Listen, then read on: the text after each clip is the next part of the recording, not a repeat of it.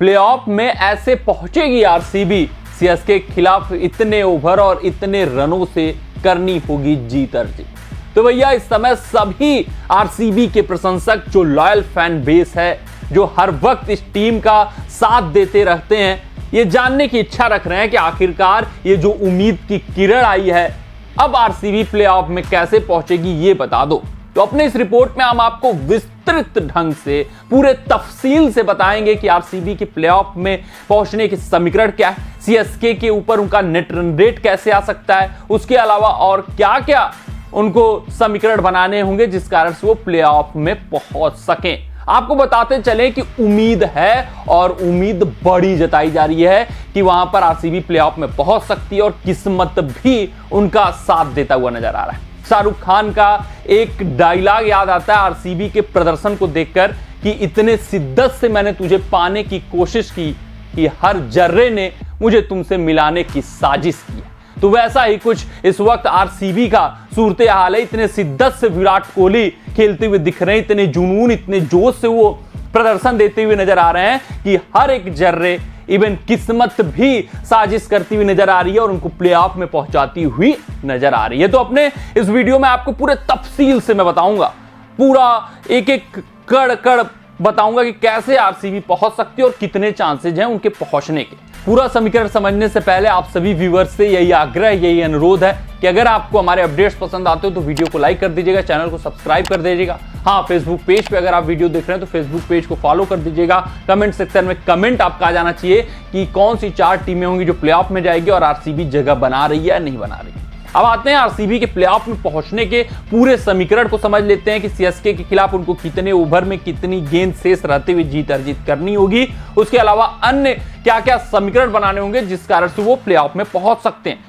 तो सबसे पहले हम ये देखेंगे कि आरसीबी का टक्कर किन किन टीमों से है, यानी कि लड़ाई में उनको बाहर कौन कौन प्लेऑफ से कर सकते हैं। तो आरसीबी का भैया टक्कर है सीएसके, उनको ये बाहर कर सकती है, एलएसजी बाहर कर सकती है और एसआरएच बाहर कर सकती है। लेकिन आरसीबी अब पहुंचेगी कैसे ये समझते हैं। तो देखिए, आरसीबी वर्सेस सीएसके का जो मुकाबला है ये काफी खास है।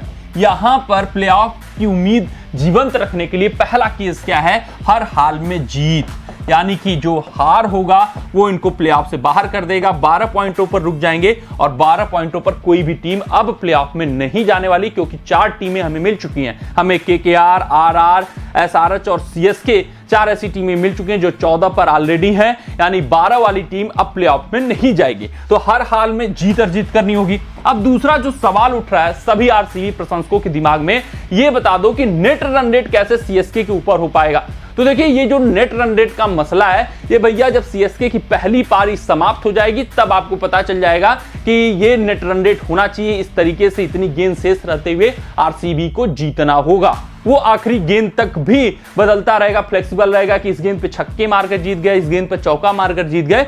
वो लास्ट मोमेंट में आपको एग्जैक्ट कैलकुलेशन पता चलेगा।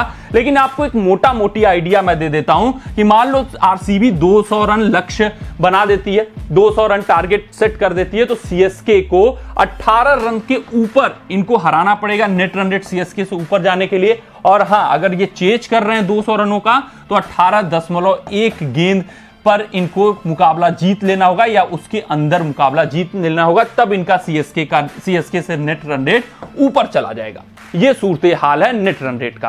अब ये मान लेते हैं कि चलिए इनका नेट रन रेट सीएसके से ऊपर चला गया, यानी कि आरसीबी पॉइंट्स टेबल में सीएसके से जीत जाती है तो पॉइंट्स टेबल में वो ऊपर चले जाते हैं, सीएसके इनके नीचे आ जाती है, नेट रन रेट मान लेते हैं सीएसके का नीचे आ जाता है। तब आरसीबी अब कैसे पहुंचेगी? आरसीबी को फिर क्या प्रे करना होगा कि एसआरएच 14 पॉइंटों तक रुक जाए या फिर एलएसजी 14 पॉइंटों तक रुक जाए। अगर इनमें से दोनों टीमें 16 पे पहुंच गई तो भी जीत के बावजूद आरसीबी डिस्क्वालीफाई हो जाएगी। तो ये उनको अभी भी डिपेंडेंसी देखनी होगी एसआरएच और एलएसजी के मुकाबले, खासकर लखनऊ सुपर जायंट्स के मुकाबले पर इनको गौर फरमाना होगा। ये प्रे करना होगा कि लखनऊ अपने 2 में से 1 मुकाबला हार जाए तो फिर ये पहुंच जाएंगे। ये प्रे करना होगा कि एसआरएच अपने 2 के दोनों मुकाबले हार जाए, अगर लखनऊ दोनों जीत जाती है तो फिर ये पहुंच जाएंगे। यानी एसआरएच या एलएसजी एक को इनको 14 पॉइंटों तक रोकना होगा। अगर वो रोक लेते हैं तो फिर आरसीबी प्लेऑफ में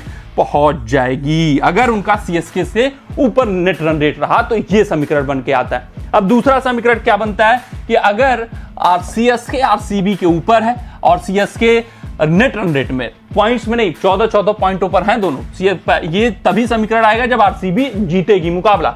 नेट रन रेट में सीएसके आरसीबी से ऊपर है और आरसीबी सीएसके से नीचे है, तब इनको क्या प्रे करना होगा? इनको प्रे करना होगा कि एसआरएच और एलएसजी दोनों 14 पॉइंटों पर रुक जाए। इनको फिर एसआरएच को भी देखना होगा कि दोनों मुकाबले हार जाए। एसआरएच एक भी मुकाबला जीतेगी तो फिर एसआरएच सीएसके आराम से क्वालिफाई हो जाएंगे। हाँ, इनको ये देखना होगा एसआरएच बचे हुए 2 मुकाबले जो कि जीटी और पीबीके से है वो हार जाए।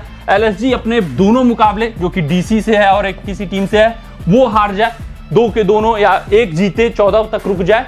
यानी कि एसआरएच और एलएसजी दोनों को 14 तक रोकना होगा। वो ऐसा करने में कारगर होते हैं तो फिर आरसीबी और सीएसके आपको प्लेऑफ में खेलती हुई दिखेंगी।